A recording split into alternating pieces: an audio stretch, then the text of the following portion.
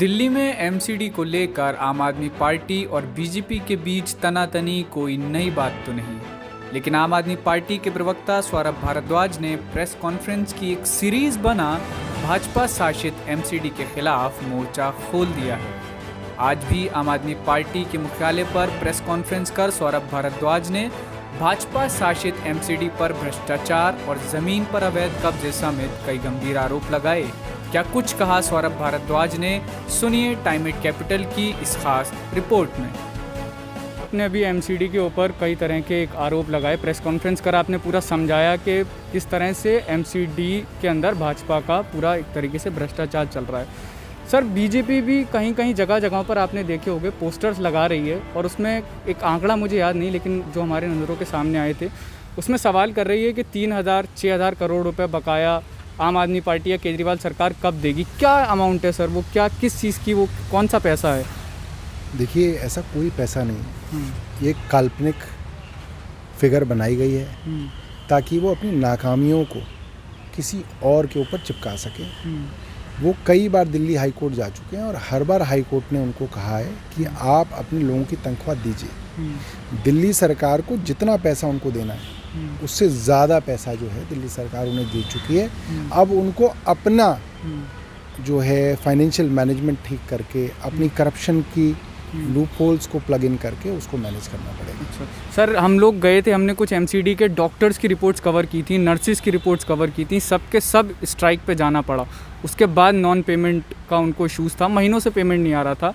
तो इसके लिए सीधी तौर पे क्या भाजपा ही पूरी तरीके से जिम्मेदार है, भाजपा का, क्योंकि निगम में वर्चस्व? बिल्कुल उन्हीं की सरकार है और जब से वो सरकार में हैं तब से लगातार सफाई कर्मचारी हों, टीचर हों, डॉक्टर हों, इन सबको तनख्वाह के इशू हैं।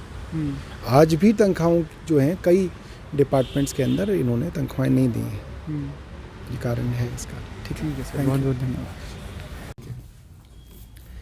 दोस्तों, हम भाजपा शासित दिल्ली नगर निगम के भ्रष्टाचार की एक सीरीज़ रन कर रहे हैं, भाजपा 181, जिसके अंदर हम भाजपा के द्वारा निगम में भ्रष्टाचार और लूट की 181 स्कीमों का खुलासा करेंगे।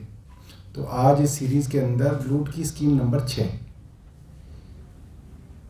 क्योंकि भाजपा के पार्षद ये समझ रहे हैं कि ग्राउंड पे उनके खिलाफ गुस्सा बहुत है, लोग उनको ढूंढ रहे हैं और चुनाव का इंतज़ार कर रहे हैं कि कब चुनाव हो और इनको हम दिल्ली की नगर निगम से बाहर करें। तो अब जैसे उत्तर नगर निगम ने ज़मीनों को बेचने की कवायद शुरू कर दी, बड़ी बड़ी प्राइम लैंड्स को बेचना शुरू कर दिया, अब उसी श्रृंखला में साउथ दिल्ली म्युनिसिपल कॉरपोरेशन, दक्षिण दिल्ली नगर निगम ने एक लूट की नई स्कीम निकाली है। इसमें जो दिल्ली के अंदर खूबसूरत पार्क्स हैं, जिनकी खूबसूरती के अंदर नगर निगम का कोई योगदान नहीं है, वो जितने भी अच्छे पार्क्स हैं साउथ दिल्ली के अंदर, चाहे GK1 S ब्लॉक में हो, E ब्लॉक में हो, C ब्लॉक में हो, कैलाश कॉलोनी, कहीं पे भी अगर आप देख लें, पंचशील के अंदर हों, सभी पार्क्स अगर वो अच्छे हैं, अगर उनमें घास है, तो यकीन मानिए उसकी मेंटेनेंस उसकी RWA कर रही होगी और फंड्स दिल्ली सरकार द्वारा PPP मॉडल के अंदर सीधे RWA को दिए जा रहे होंगे, इसीलिए वो पार्क जो है खूबसूरत होगा और मेंटेन होगा। यदि उसके अंदर दिल्ली सरकार RWA को पैसा नहीं दे रही होगी, RWA उसको मेंटेन नहीं कर रही होगी, तो वहाँ पे घास का नामो निशान भी नहीं मिलेगा। ये आप जाके देख सकते हैं। अब उन खूबसूरत पार्कों के अंदर जो दिल्ली के लंग्स कहे जाते हैं, दिल्ली के फेफड़े कहे जाते हैं, जिनके लिए पिछले 2 साल से दिल्ली सरकार ने Delhi parks and garden society के माध्यम से 3 गुना तक मेंटेनेंस की जो राशि है वो बढ़ाई है। हम एक पार्क के लिए, मुझे बताया गया, GK1 S ब्लॉक के अंदर 4-4 लाख रुपए सालाना दिल्ली सरकार RWA को दे रही है ताकि पार्क में माली की व्यवस्था की जा सके, खाद की व्यवस्था की जा सके। RWA ने कल LG साहब को और मुख्यमंत्री जी को एक चिट्ठी लिखी है कि ये पार्क हम मेंटेन करते हैं, एमसीडी इसके अंदर 1 रुपया खर्च नहीं करती है। इन पार्कों के अंदर हमारी महिलाएं, हमारे बुजुर्ग, हमारे बच्चे खेलते हैं, योगा करते हैं, मेडिटेशन करते हैं, यहाँ पे शांति मिलती है। यहाँ पे ये दुकानदारी शुरू ना की जाए। यहाँ पे जो कूड़ा होगा, गंदगी होगा, आप वैसे ही नहीं कहीं सफाई करते, वहां की सफाई कौन करेगा? और सेफ्टी सिक्योरिटी की भी कई परेशानियां इसके अंदर आएंगी।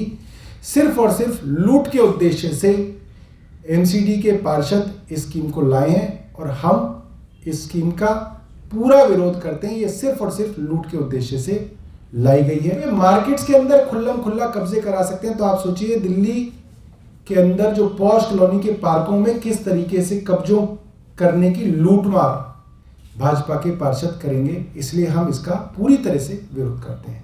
धन्यवाद। कोई और अगर आपके पास सवाल है तो आप वो पूछ सकते हैं इसके विषय। आम आदमी पार्टी और बीजेपी के बीच एमसीडी को लेकर बनी तनातनी के ऊपर टाइम 8 कैपिटल की रिपोर्ट देख रहे थे आप। मैं फैजान अहमद। देश और दुनिया से जुड़ी खबरों के लिए देखते रहिए टाइम 8 कैपिटल। धन्यवाद।